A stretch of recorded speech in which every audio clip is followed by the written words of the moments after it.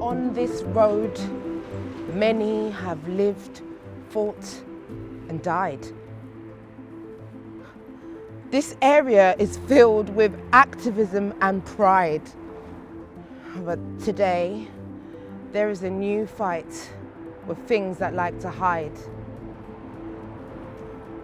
Particulate matter and nitrogen dioxide.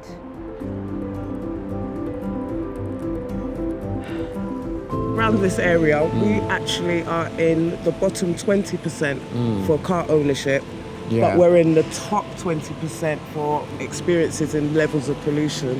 Do you think that's fair? Of course it's not fair. It's totally not fair.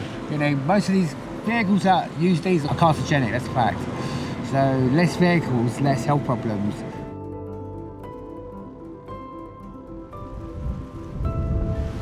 I'm Mark Ashworth. I'm Reader in Primary Care here at King's College London, and I've been a GP for 30 years in the patch.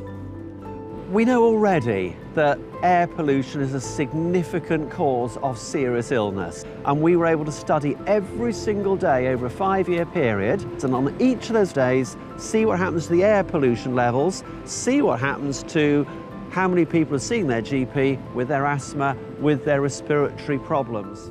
Already the data is showing each time the air pollution level goes up, more people are seeing their GPs, and particularly in two vulnerable groups. It's the children who come along with respiratory illnesses, and that's likely to be mostly asthma. It's the elderly, and that's likely to be mostly the COPD side of things. Why do we have this air pollution? And it's so clear. A lot of it in this area is going to be about traffic, it's going to be about lorries and cars and exhausts, and largely it's diesel pollution. This is our machine here that we're using today. It measures the amount of particulate matter that's in the air at the moment. Air pollution is influenced by various factors like transport and the weather. And every time a car goes by or a truck, the reading goes up from 17 to 41. See? Oh, wow. Yeah, what are your thoughts on that? Quite scary because I live locally. I'm just like over there, so. That's why we get sick a lot, isn't it? That is why we get sick a lot indeed. Scary, you need to do something about it. There are different ideas to reduce air pollution and help people to walk, cycle and use the buses.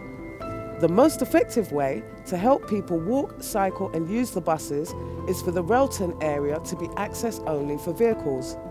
One way of complementing these would be to introduce electric car, van and bike sharing.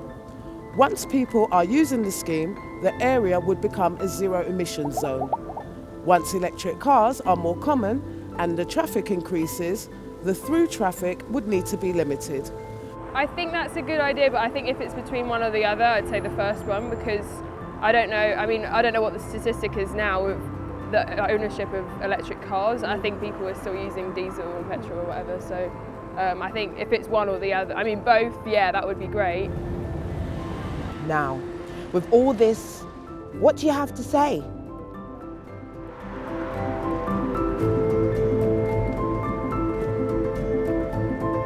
Join the conversation and shape these ideas.